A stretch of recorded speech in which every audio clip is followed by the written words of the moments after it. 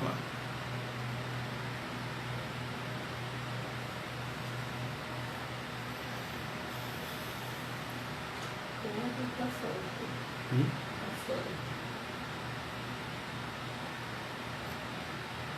Alô, galera, beleza? Então, hoje a nossa live, um pouquinho atrasado, né? Passou das 20 horas, mas hoje a gente vai receber uma pessoa muito importante, que é a nossa querida Ana Mielke. Ela é militante do Círculo Palmarino, secretária geral do Fórum Nacional pelo Direito à Comunicação, e a gente vai falar de um tema muito importante, que é o noticiário aí, né? O papel que esses noticiários têm na naturalização do genocídio da população negra, população pobre, certo? Lembrando que a gente faz lives todos os dias às 20 horas aqui pelo Instagram, @professor Fábio Nogueira. Ana Miel, que foi candidata a deputada estadual pelo pessoal de São Paulo e é pré-candidata a vereadora de São Paulo também. Vou convidá-la aqui para a nossa live.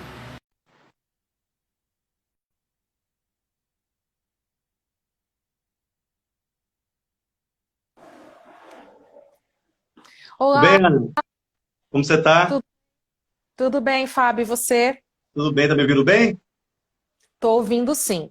Ah, perfeito. Ana, então, desculpa, entrei um pouquinho atrasado, tive um problema aqui na conexão, não estou conseguindo fazer pelo meu, pelo meu Wi-Fi, mas, de qualquer maneira, deu certo. Agradecer, né, a tua presença hoje aqui na nossa live, né? Acho que o tema de hoje é um tema bastante importante. A gente vem promovendo lives diárias, né, todos os dias. Às vezes acontece de não rolar, mas a gente está tentando manter uma regularidade. Programas policiais e legitimação do genocídio negro, né? A gente vê o papel aí. Bem, Ana Miel, que é jornalista, negra, feminista, ativista de direitos humanos, foi candidata a deputada estadual por São Paulo, é pré-candidata a vereadora, é militante do Círculo Palmarino e secretária-geral do Fórum Nacional pela Democratização da Comunicação. Ana, o que você tem Isso. a dizer a respeito, né, dos programas policiais e como se dá esse processo de legitimação do que a gente colocou aqui, o genocídio negro? Então, Fábio, é um debate assim que é longo, né? Vou tentar começar aqui um pouco em cima de uma pesquisa que algumas organizações sociais. Mas primeiro deixa eu dar boa noite para todo mundo que está chegando aí. Agora está Estou vendo chegando. várias pessoas entrando. Cumprimentos aí do Círculo Palmarino.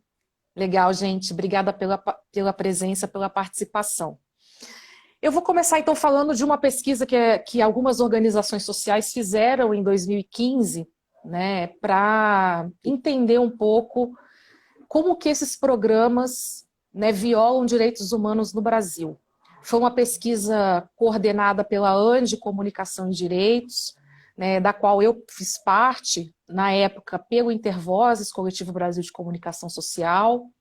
Outras organizações também fizeram parte, como o Alana, que é ligado aí à defesa dos direitos da criança e do adolescente. E assim, durante 28 dias nós monitoramos, né, programas deste tipo, que a gente chama de policialescos, Uhum. né, já aí pegando uma formulação que é do professor Muniz Sodré, né, que fala de popularesco, né, e no caso policiais a gente, né, fez essa analogia com policialescos, né, fazendo analogia com o popularescos aí do conceito do Muniz Sodré. Uhum. Então a gente já ficou 28 dias monitorando a programação desses, né, em 10 cidades brasileiras, né, de alguns desses programas, e os resultados foram muito impactantes, né?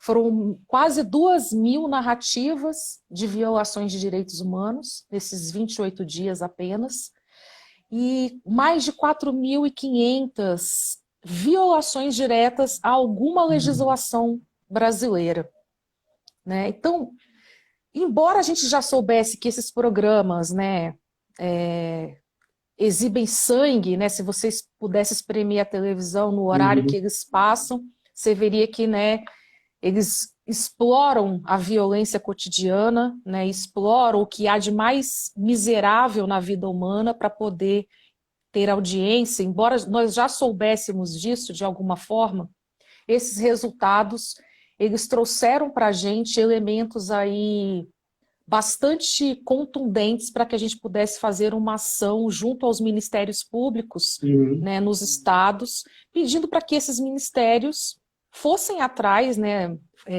denunciassem, abrissem ação contra esses programas, porque são, de fato, violadores dos direitos humanos. Então, eles violam os direitos humanos e, se você analisar com maior objetividade, você percebe que eles violam leis, né, violam leis, regramentos, né, presentes aí no nosso arcabouço jurídico, né?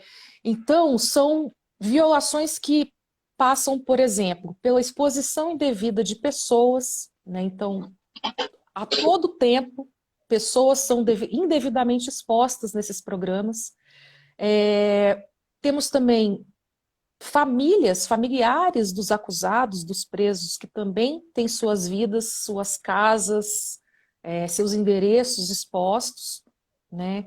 Temos muitas ações de preconceito, atos de preconceito, temos violação ao Estatuto da Criança e do Adolescente, na medida em que o Estatuto proíbe, né, que você mostre ou revele a identidade de crianças e adolescentes em programas de TV e também conteúdos jornalísticos impressos.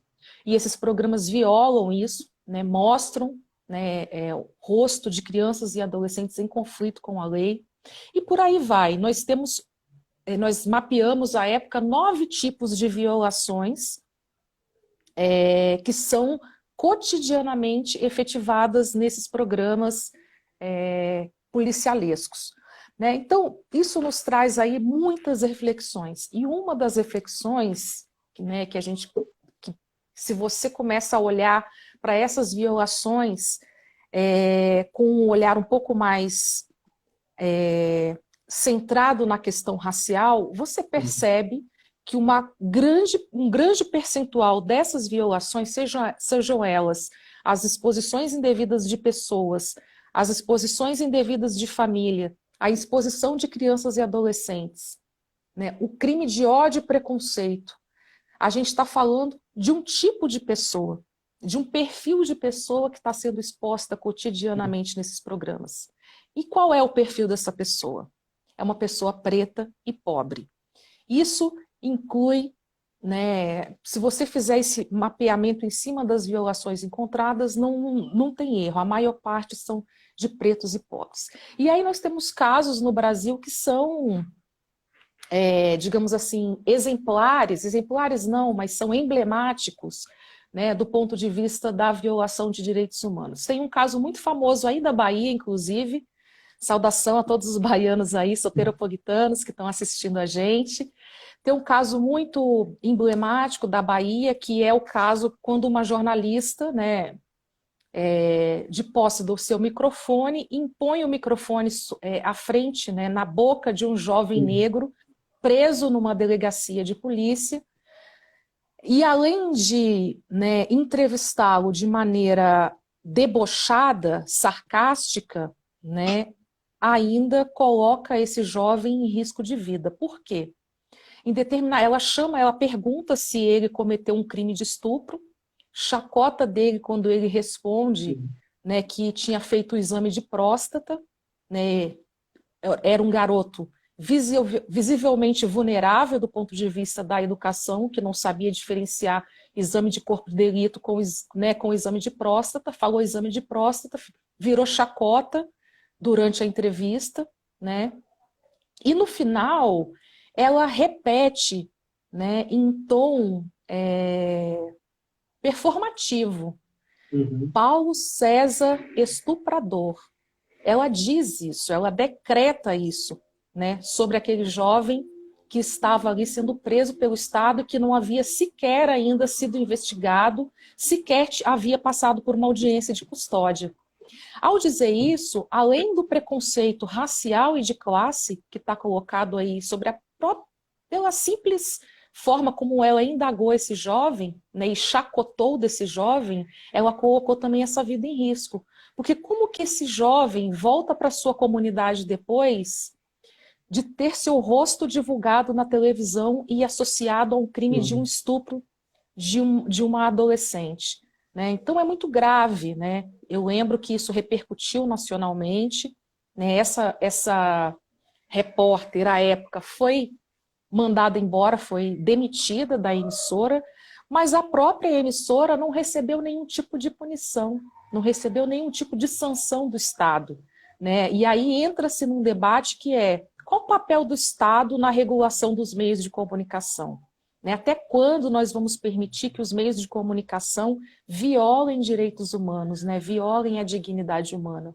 Então é um pouco isso que a gente vem trabalhando a partir desses dados, né? E pensando sobre isso, é impossível não lembrar de um conceito do Abdias Nascimento, né? No livro dele do Genocídio do Povo Brasileiro, que é o conceito de genocídio insidioso, né?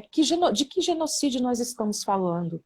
É do genocídio por arma de fogo, porque esses programas, o tempo inteiro, eles permitem, eles legitimam, né, a execução de um outro, né, de um outro que é perigoso, de um outro que é anormal, de um outro que não pode estar dentro da sociedade, precisa ser marginalizado dessa sociedade, né? Quem é esse outro?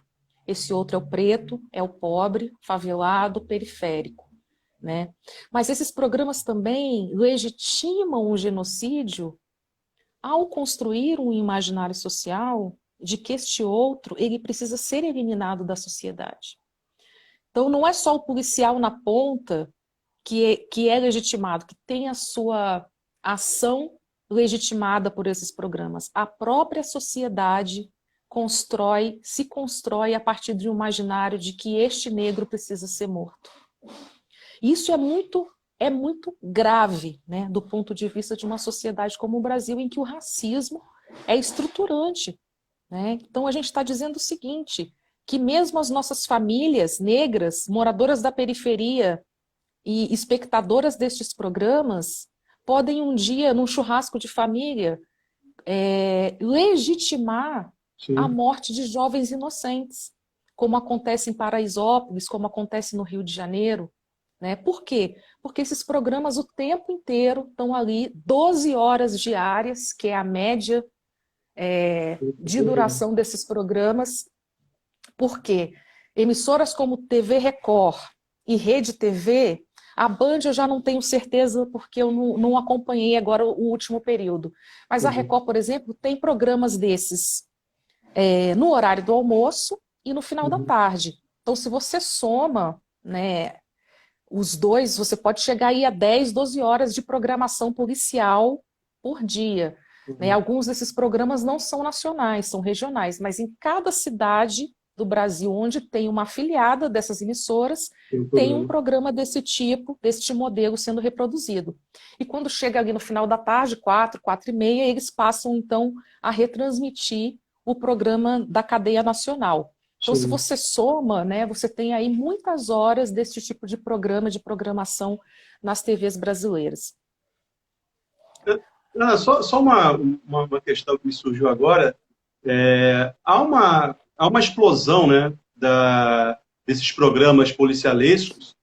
Você citou o professor Muniz Sodré, e hoje, né, ele teve alta aí, venceu. Ai, que maravilha! O coronavírus, né? Então, uma boa notícia, né? Os anos 90 foi o período da explosão, né, dos programas policialescos. E, de alguma maneira, isso tem a ver também com os índices de audiência, mas também com um discurso político que vem ganhando espaço na nossa sociedade, que é aqueles que apresentam as fórmulas salvadoras para o problema da segurança. Então, por um lado, você vende a violência, e, por outro lado, você vende a solução. E não é à toa que muitos desses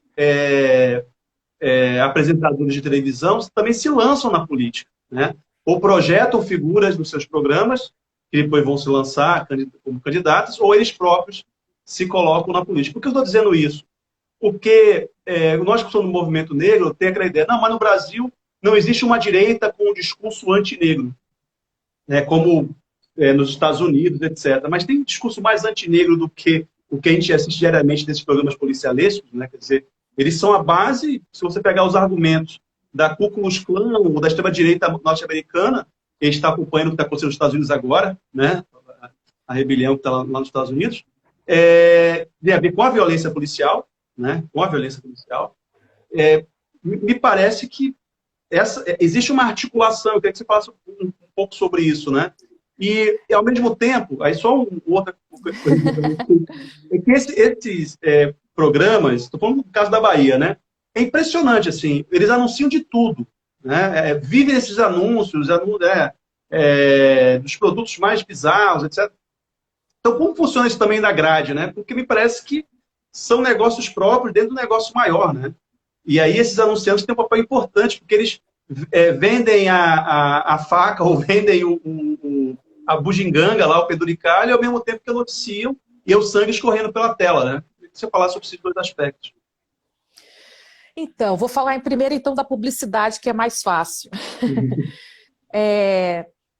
Tem uma lógica no Brasil que a gente ainda se apropriou muito pouco, né? Que é essa lógica do boicote, né? Às empresas que financiam baixaria. Então tem uma campanha antiga de 2003, que na época, se eu não me engano, foi encabeçada pela Comissão de Direitos Humanos da Câmara, que na época era presidida pela companheira Irine Lopes, do Espírito Santo, deputada federal à época, que era exatamente esse slogan: quem financia a baixaria é contra a cidadania. Uma tentativa, então, de responsabilizar as empresas, né, os CNPJs, que injetam dinheiro, né, em propaganda de ódio, em propaganda que favorece o crime e a violência. Isso se perdeu ao longo do tempo e a gente parou um pouco de cobrar dos empresários, né, esse não investimento nesse tipo de programa. Essa mesma pesquisa que eu citei no início, a gente fez uma segunda leva dela em 2016, com os mesmos programas, justamente para tentar identificar quem são os financiadores desses programas. E aí, o bingo, né, a cereja do bolo, aparece as empresas de armamento? Aparece as empresas ligadas aos donos das emissoras, como Jequiti, empresas de cosméticos, etc, etc. Aparece Casas Bahia, né, aparece. Mas uma coisa que não deveria aparecer e que aparece bastante: órgãos públicos do Estado.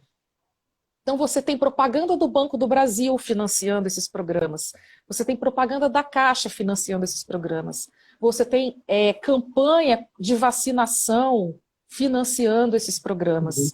Né? Aqui no estado de São Paulo, nós chegamos, né, alguns anos atrás, a acionar o Ministério Público Estadual para que fizesse um pedido de informação, né, ao governo do estado de São Paulo, né, pedindo, que na época era o Alckmin, pedindo justamente informações do porquê que a SECOM, a Secretaria de Comunicação, investe dinheiro em programas que visivelmente, né, violam os direitos humanos. Então, isso é um absurdo, né, porque o Estado, que deveria ser promotor, né, e garantidor dos direitos humanos, dos direitos da pessoa humana, injeta recursos, né, na reprodução desses programas. Aí as respostas são sempre muito parecidas, né? Nós botamos dinheiro porque os programas têm audiência. Então vira aquela questão Tostini, né? Nós botamos dinheiro porque o programa tem audiência, vai alcançar mais pessoas. Tá, mas se você não coloca o dinheiro, esses programas tendem a não ser reproduzidos, né? Então você precisa parar, o Estado precisa parar de injetar dinheiro nesses programas para que eles percam o poder, inclusive, de continuarem sendo reproduzidos em massa pelo Brasil. Né? Uma forma, inclusive, de falir esses programas, né? Já que a gente não consegue tirá-los do ar de outra maneira. Então, você tira os recursos, pelo menos o Estado tira os recursos. Né? E as empresas, a gente pode conversar, dialogar com cada empresa e falar para elas: ó, esse programa aqui onde você está colocando 10 milhões por mês, ele está produzindo esse tipo de informação. É esse tipo de informação que você quer vincular da sua marca? é algo que a gente pode discutir com esses programas. Então, sim, eles sobrevivem de uma audiência que, por sua vez, é responsável, né, por gerar os lucros ou a permanência desses programas no ar, porque como eles têm audiência, eles conseguem captar recursos, inclusive do Estado. Agora, do Estado, e aí quando eu falo do Estado, eu estou falando de Estado, município, Estado, União, a gente deveria ter uma regra que proibisse, né, porque é absolutamente contraditório que o Estado, que deveria ser garantidor dos direitos humanos, invista dinheiro em programas que violam os direitos humanos. A outra questão que você traz é uma questão com a qual eu tenho me debatido já há algum tempo, desde 2018, venho pensado, refletido bastante sobre isso, tenho falado aqui nas nossas atividades de comunicação, nas nossas atividades, né, do Círculo Palmarino, do quanto que algumas pessoas se assustaram, né, com a eleição do Bolsonaro, e a esquerda principalmente se assustou com a eleição do Bolsonaro em 2018, quando, na verdade, se você olha para trás, né, as pistas já estavam ali todas colocadas. E uma dessas pistas é justamente a proliferação dos programas policiais ou policialescos. Porque não dá para negar que ali tem um discurso autoritário sendo implementado, de aumento do aparato penal do Estado, de execução das pessoas que são desviantes, né, das condutas. Então tem um discurso pela pena de morte, pela execução das pessoas. Quem não se lembra do Marcelo Rezende numa perseguição policial há 3, 4 anos atrás, finado Marcelo Rezende ao vivo no seu programa dizendo: atira, atira que é bandido. Essa foi uma frase clássica, né? Uma perseguição, o helicóptero da televisão seguindo a perseguição policial, né? Ouvindo o rádio da polícia, em que um policial pergunta, né, qual que era a ação que ele tinha que ter em relação ao suposto bandido que estava numa moto. E o Marcelo Rezende disse ao vivo: atira, atira que é bandido. Então, assim, existe nesses programas já há bastante tempo um discurso autoritário, um discurso de execução, um discurso contra negro.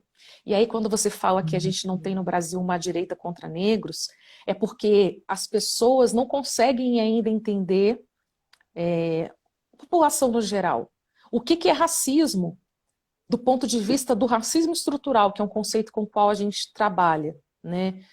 As pessoas, elas tendem a achar que racismo é só quando alguém chama o outro de macaco, né? Não entendem, por exemplo, que você criminalizar o negro, né, colocar o negro como esse outro que precisa ser eliminado, também é uma forma de racismo, que estrutura a nossa sociedade, que estrutura o nosso pensamento. E a direita está fazendo isso o tempo inteiro nesses programas.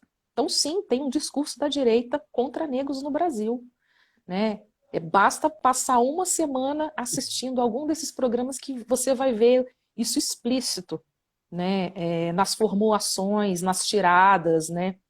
Em tudo que aparece lá. Então, voltando à questão da ascensão da direita, já estava colocado aí, né? E eu acho que a sociedade civil, de alguma forma, vem denunciando isso, mas o governo brasileiro, ainda na época do PT, talvez não tenha olhado para isso com a devida atenção, né, para essa proliferação desses programas policiais. Se você olha em 2005, havia uma quantidade desses programas no Brasil. Se você olha em 2010, não havia mais nenhuma cidade capital brasileira sem que houvesse 2 desses programas. Então é um boom assim, absurdo, né, na reprodução deste modelo de negócio, deste modelo de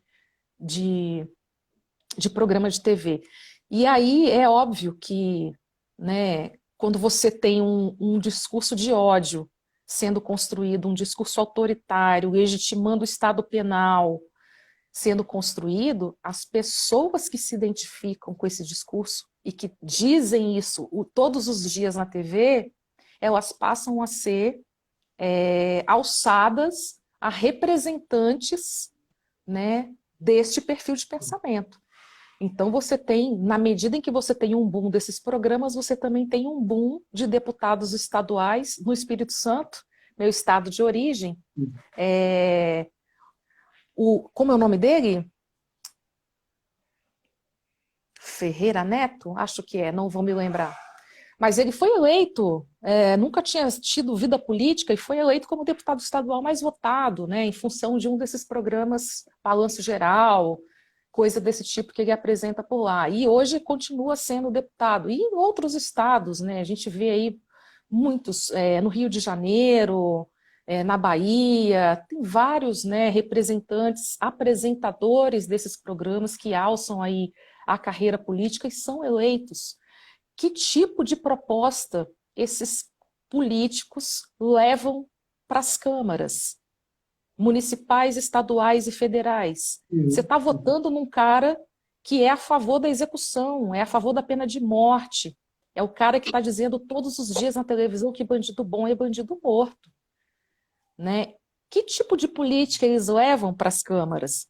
Né? As pessoas precisam fazer essa associação, né? E muitas vezes elas não fazem, porque também não dá para dizer que todo mundo que vota nesses caras automaticamente legitima esse tipo de discurso, porque tem uma presença carismática dessas figuras ali na televisão. Eles são muito carismáticos, eles conversam com todo mundo, às vezes eles entram em ação de solidariedade em bairros, né? Então eles são muito carismáticos. Nem todo mundo que vota neles é porque acredita referenda aquele discurso, né? Então as pessoas precisam entender que ao votar em figuras como essas, a gente está elegendo para as nossas câmaras, né, o pensamento autoritário. E aí não é por acaso que em 2018 você consegue ter uma base nos estados de deputados estaduais, de vereadores e de deputados federais capazes de formar uma massa, um pensamento autoritário que elege um presidente do país. Então o Bolsonaro ele não é eleito do nada, ele não cai do céu. Ele tem uma base constituída ali muito ligada à segurança pública, mas não só, mas muito ligada à segurança pública, que está o tempo inteiro atrelada a esses discursos autoritários. Pessoas que já eram vereadoras, pessoas que já eram deputadas estaduais, pessoas que já eram deputadas federais, né, e que estão aí nessa mesma seara, né, dos programas policiais, da bancada da bala, né? Então ele é eleito porque já havia essa base constituída. Ela foi pipocando nos estados sem que a gente se desse conta, né, digamos assim, do monstro que estava sendo constituído ali nos estados, né?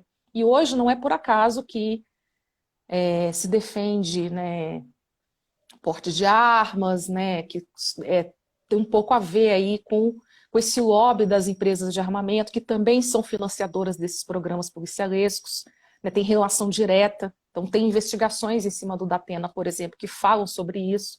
Eu não vou entrar em detalhes, que é para a gente não ser processada, mas então tem uma ligação muito forte aí, entendeu? Entre a economia da segurança pública, né, da construção da violência, a formação desses quadros políticos no âmbito regional e depois deputados federais e a eleição do Bolsonaro, né? Então, para a gente olhar para isso de uma perspectiva assim, histórica, porque não nasceu do nada, estava ali, ó, geminando, né? E a gente, às vezes, não teve a força suficiente para impedir que esse processo continuasse e chegasse aonde chegou.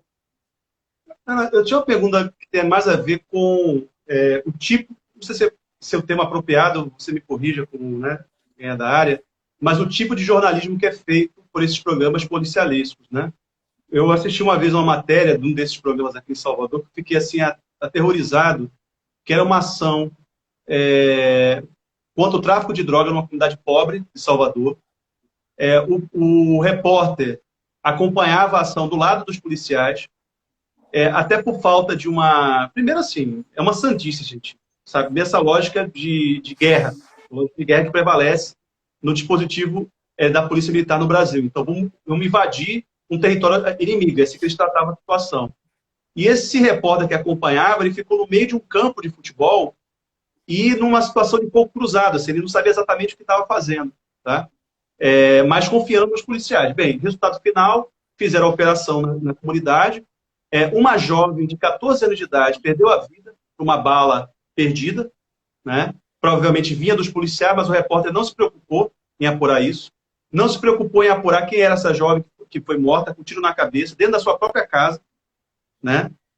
E no final apareceu lá o que seria o resultado da busca, né? Uma quantidade muito pequena, né, de maconha, cocaína, etc. E na época era o major, né, que comandava a ação, disse, não, a missão foi cumprida, tivemos uma baixa, mas a missão foi cumprida. Quer dizer, e o repórter simplesmente referendava o discurso da autoridade policial. Então você tem a construção do policial como herói, né, e do criminoso como o inimigo que deve ser abatido, né? E isso tem a ver com um determinado tipo de jornalismo também, né? Estou falando por das suas implicações, não só discursivas, mas políticas, né? Quer dizer, tem um comprometimento a priori com um lado da história, né? Nos verifica os dois lados da história. Eu queria que você falasse um pouco sobre isso, porque eu não sou da área de comunicação, mas me parece que é muito mais propaganda que jornalismo, né? Que é o tempo todo reiterado na cabeça das pessoas, não é à toa que se glorifica a figura do policial, e não estou falando juízo de valor aqui em relação à função e à atividade policial, mas quem acompanha de fora vê que aquilo seria um desastre, foi um desastre, né? Porque não existia inteligência policial, se podia ter outras formas de combater, rediscutir a política de drogas, mas não. Simplesmente existe um a priori, que é o herói, e o bandido, né? E o jornalismo que está ali está comprometido com um lado, né? O que você acha a respeito desse jornalismo que é feito? Então, acho que tem dois elementos aí. Primeiro é da classificação de gênero, né, desse programa, porque eles foram classificados como programas jornalísticos, né, mas do ponto de vista do que é o jornalismo, assim, se a gente olhar para os manuais de jornalismo, tudo bem que hoje em dia tudo está mudando, mas o jornalismo tem um código de ética, né, o jornalismo tem alguns princípios basilares, então não é qualquer imagem que você capta e faz um som e fala qualquer coisa que é jornalismo, né? Você pode estar transmitindo alguma coisa. O jornalismo ele tem princípios básicos, ele tem código de ética, né? Princípios básicos são, por exemplo, dar lugar ao contraditório, ouvir as diferentes versões do fato. É um princípio básico que no Brasil vem sendo desrespeitado cotidianamente, inclusive. Então, uma das primeiras questões a gente precisa reclassificar o gênero desses programas, fazer debates públicos. Agora a gente não vai conseguir fazer nada disso, né? Porque a gente não tem governo, a gente não tem instituições democráticas funcionando, a gente não tem conselho de participação funcionando, então vamos conseguir discutir programas policiais na televisão? Ainda mais um governo que age, né, digamos assim, em acordo com o discurso autoritário que é projetado nesses programas. Então, vamos pensar que no ambiente ideal de temperatura e pressão, nós deveríamos discutir a reclassificação desses programas, porque eles não podem ser classificados como programas de jornalismo. Eles são programas de entretenimento, de péssimo entretenimento, mas tem quem goste, mas eles são programas de entretenimento. Eles não cumprem, né, os princípios instituídos, né, há mais de um século que dizem respeito ao jornalismo. Eles não cumprem o estatuto da ética, né, o estatuto de ética, os códigos de ética da profissão. Então, essa é uma questão que a gente precisa debater. Como reclassificar esses programas, né, do ponto de vista do gênero? Então, assim, minha opinião é que eles não são programas jornalísticos.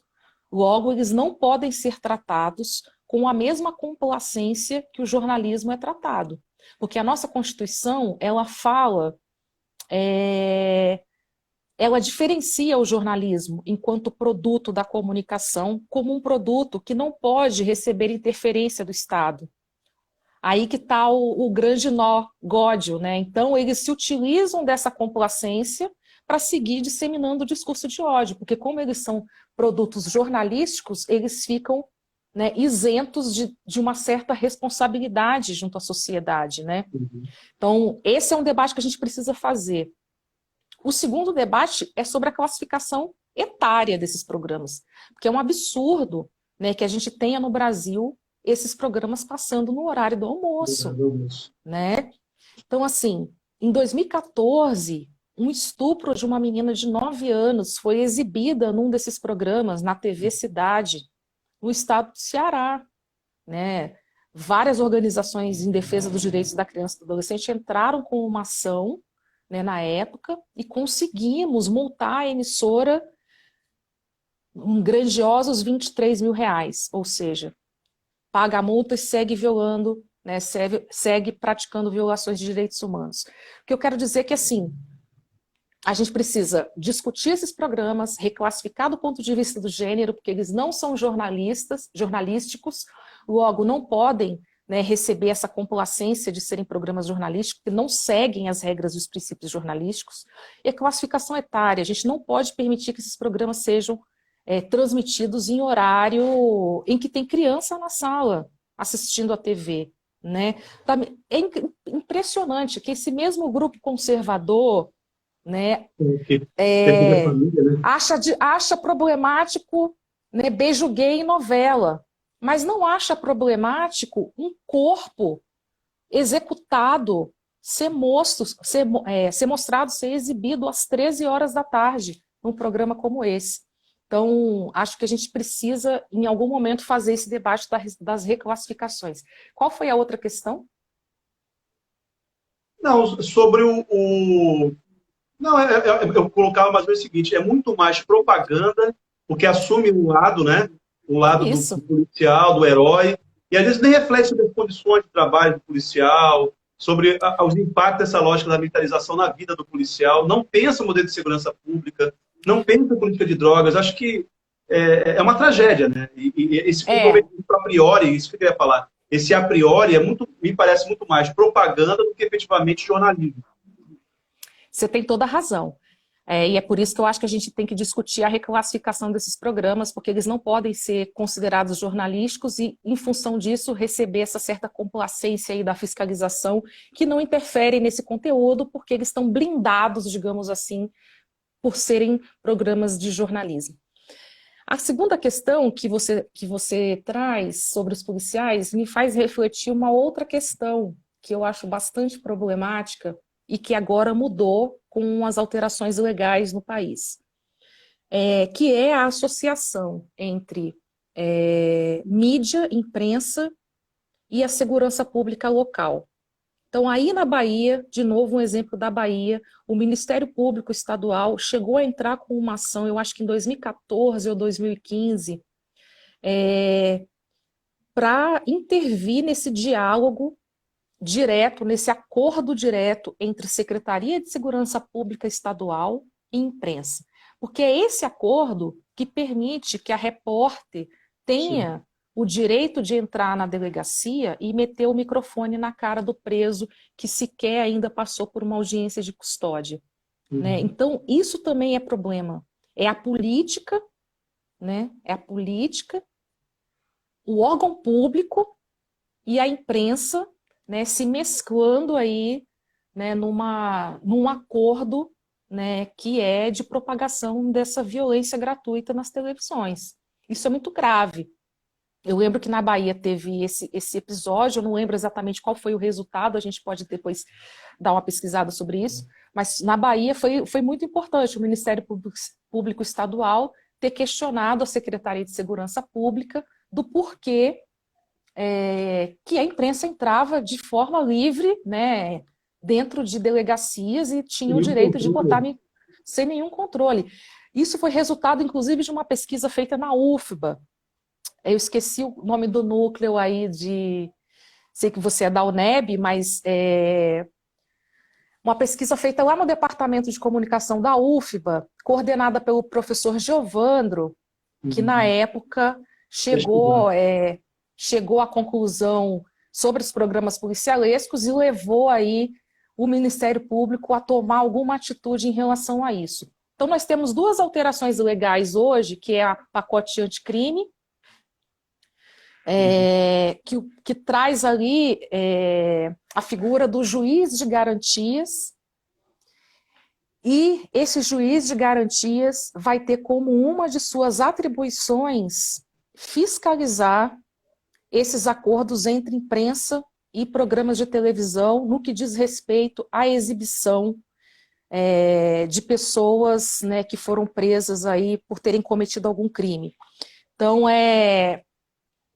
se não me engano, o artigo 3º do pacote geral anticrimes aprovado em 2019. Então, assim, teve muita coisa horrível nesse pacote anticrime, mas esse artigo, né, essa linha desse artigo é uma medida importante, Mas tem um porque prazo para regulamentar isso, Ana? tem e está para acabar. Eu vou escrever sobre isso essa semana, se Então, tudo já der divulgue, certo. viu? Que é importante. Eu vou ficar aqui no pé. Exatamente, tem que regulamentar e tem prazo, e o prazo está acabando. E a segunda é a lei de abuso de autoridade, também traz um artigo, né, que divulgar gravação, trecho, né, sem relação com a prova que se pretende produzir, expondo a intimidade ou a vida privada também, né, pode gerar aí detenção de quem fez, né, ou multa. Esses artigos, impressionantemente, não foram construídos para garantir direitos nossos. Então é importante deixar isso bem claro, ou bem escuro, como diriam Uhum. alguns companheiros do Círculo Palmarino. Esses artigos, eles foram inseridos nessas duas leis para garantir, né, de certa forma, a preservação de quadros políticos, né, de grandes empresários. Não foram inseridos ali porque eles estão pensando na violação dos direitos humanos dos negros lá da favela, né, lá da comunidade. Não. Então a gente precisa estar muito atento em como isso será regulamentado, né, porque para nós é importante que abranja exatamente este perfil de pessoa, que é Uhum. quem é mais violado do ponto de vista da exposição indevida, né? O tempo inteiro. Né? Não é só na Lava Jato, não é só nas grandes operações, é o tempo inteiro, todos os dias.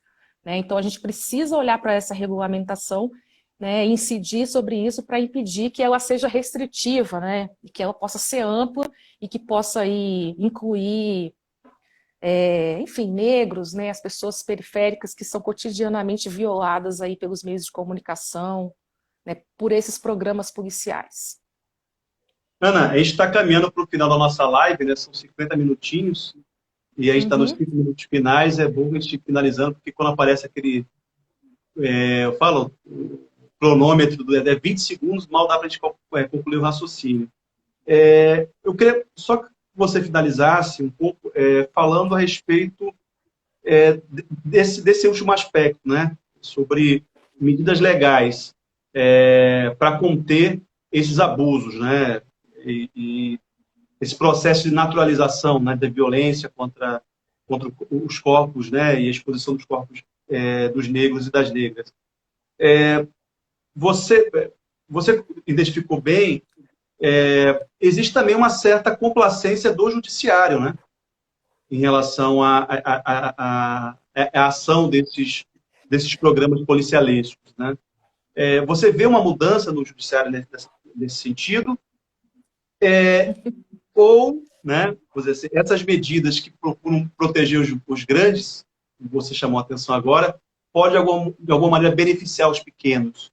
Né? O que você aponta, né, em termos do papel do judiciário e quais são os instrumentos, né, que nós, o movimento negro, o movimento de direitos humanos, o movimento pela democratização da comunicação, temos, né, para poder pressionar e tentar conter, né, essa onda aí conservadora que se expressa nos programas policialescos. Então, eu acredito que são ações visando proteger os grandes, mas que pode, né, ter algum benefício sobre os pequenos, né, trazer algum benefício sobre os pequenos. Porque, de fato, é absurdo, né, que atores do sistema político, né, dos órgãos públicos, fechem acordos com a imprensa para liberar, né, essa imprensa de entrar em delegacias, em presídios, expor pessoas, né, expor familiares. Então, acredito que isso vai trazer um benefício aí para todos nós. Mas isso não está dado, porque tudo no Brasil, né, depende de regulamentação, e essa regulamentação passa pelo Congresso, e o Congresso a gente sabe como está. Ainda mais em tempos de pandemia, né, em tempos de crise política, né, em que um presidente, né, anda falando aí em tentar fechar nossa democracia, né, em que os filhos do presidente estão ligados justamente a essas forças que estão ali entre o policial e o ilícito, né, porque são as milícias, porque as milícias a gente sabe que tem uma relação bastante forte, né, com o setor da polícia militar. Então, é tudo muito complicado. Então, acho que pode beneficiar, sim, né, uma ampla maioria, ao impedir esses acordos espúrios entre Secretaria de Segurança Pública e imprensa para expor pessoas, mas se a gente precisa ficar de olho para que isso aconteça de fato. Medidas legais. Felizmente, nós temos um arcabouço jurídico no Brasil que daria conta, né, de fiscalizar e de punir, né, esses abusos cometidos pelos meios de comunicação. Então, nós temos a Constituição Federal, nós temos velho e meio caduco, mas nós temos um Código Brasileiro de Telecomunicações do ano de 62, por isso que eu falei meio caduco, porque já não fala do nosso momento atual. Nós temos o Estatuto da Criança e do Adolescente, né? Nós temos a Lei contra o Genocídio, nós temos a Lei contra o Racismo, de 89. Então, nós temos várias legislações que permitem enquadrar os abusos desses programas, né? Tanto é que esse exemplo que eu dei do Ceará de 2014, a gente conseguiu enquadrar o abuso no Estatuto da Criança e do Adolescente, que é exposição indevida de crianças, né? Nesse caso, vítima ainda, não era nem criança em conflito com a lei, era uma vítima, uma menina de 9 anos que era estuprada pelo pedreiro quando os pais saíam de casa. Então, a gente tem um arcabouço jurídico. O problema é que a gente não tem um órgão fiscalizador. Então, o Ministério da Ciência, Tecnologia, Inovação e Comunicação deveria ser o órgão responsável por fiscalizar isso. Já não fazia isso quando era só Ministério das Comunicações. Quando o Temer juntou com o Ministério da Ciência e Tecnologia. E agora, no governo Bolsonaro, né, em que o Marcos Pontes, que não tem experiência nenhuma em gestão pública, é o ministro, não se espera que eles vão fiscalizar esse tipo de programação, né? Acho que isso está longe de ser uma prioridade dentro desse ministério. Mas o fato é isso, a gente tinha que ter um órgão regulador que fosse autônomo do governo, né, uma autarquia que pudesse funcionar de forma autônoma. Eu moro na Rua dos Bombeiros, gente, então de vez em quando isso acontece. Uma chamada. Então, a gente ter um órgão regulador que pudesse fiscalizar esses programas, né, e, em casos de abuso, sancionar. E nós temos, na legislação brasileira, no Código Brasileiro de Telecomunicações, as previsões legais para essas sanções, que incluem, inclusive, tirar o canal do ar se a violação for muito grave. Mas no Brasil a gente nunca teve isso. O único momento que se tirou um canal do ar no Brasil não foi porque ele violava direitos humanos, né, mas foi porque ele era contra a ditadura. Foi a TV Excelsior, caçada pela ditadura, no período da ditadura civil-militar. Então, a gente tem leis. O que a gente não tem é política pública, né, órgãos reguladores. Então, hoje, cabe às organizações sociais, os movimentos políticos, entrarem com ação no Ministério Público. É o que nos resta. Já que não tem um órgão que fiscalize, a gente pega, escreve a denúncia do nosso próprio punho, vai no Ministério Público e fala assim: Ministério Público, olha o que está acontecendo. Aí o Ministério Público vai lá e abre uma ação civil pública contra esses programas, ou pede informação, faz um pedido de informação, pede a gravação do programa, para poder apurar e ver se houve violações. Então, é esse o caminho que a gente tem hoje no Brasil, é o único caminho. Aí você me pergunta, e o sistema de justiça? Pois é, aí entra numa questão. O sistema de justiça no Brasil, embora tenha melhorado muito, ainda é pouco permeável à ideia de que liberdade de expressão não é absoluta. A gente tem que defender a liberdade de expressão com todas as nossas forças. Mas quando ela fere outro direito, quando ela fere o direito de outra pessoa, esses direitos precisam ser sopesados. Então não é porque eu tenho liberdade de expressão que eu posso sair por aí falando e matar negro ou matar LGBT na porrada, né? Porque isso fere o direito daquela pessoa, né? Então é preciso sopesar esses direitos. Só que no Brasil, por conta da nossa ditadura, inclusive, vivemos muito tempo de ditadura e ela terminou ontem, se você pensar em termos de décadas, de séculos, né, de ponto de vista histórico. Foi ontem que ela terminou. Então eu acho que em função disso, de termos vivido ditadura, ainda há pouca permeabilidade dentro do judiciário de se discutir a liberdade de expressão sob esse ponto de vista, de que ela não é absoluta e de que ela precisa ser sopesada em relação a outros direitos e garantias fundamentais. Então, em geral, o judiciário, quando decide a favor dos programas. Então, a gente tem alguns casos em que decidiu a favor da sociedade, mas, em geral, decide a favor dos programas, decide a favor das revistas, decide a favor dos jornais, porque considera que é a liberdade de expressão deles. Ana, agradecer a aula que você deu para a gente hoje aqui, foi muito... Imagina! Muito ilustrativo, muito enriquecedor, né? É bom te rever, mesmo que, né, pela live. É bom, né? Em breve a gente vai se encontrar pessoalmente para continuar essa conversa. Faço convite, né, para outras lives, que a gente possa, né, debater outros temas que são importantes, desculpar também as redes sociais. Mandar um abração para o pessoal do Círculo Palmarina, Luciete, Ana Paula, Lula, né, abraço para Nil, Rebeca, beijão lá em Santa Catarina. Rafael de Gal também passou pela live, Ivan Alex, um monte de gente, né, que passou pela nossa live. Lembrar, você que não acompanhou a live desde o início, ela fica à disposição na minha página do Instagram, @professor Fábio Nogueira. Vou salvar aqui, daqui a pouquinho você entra na minha página, vai estar na íntegra a live com a nossa querida Ana Mielck. Ana, beijão. Obrigada, Fábio, beijo. Sigamos Saudades, espero te ver em breve. Tá, joia. Beijos Valeu. a todas e todos. Abração.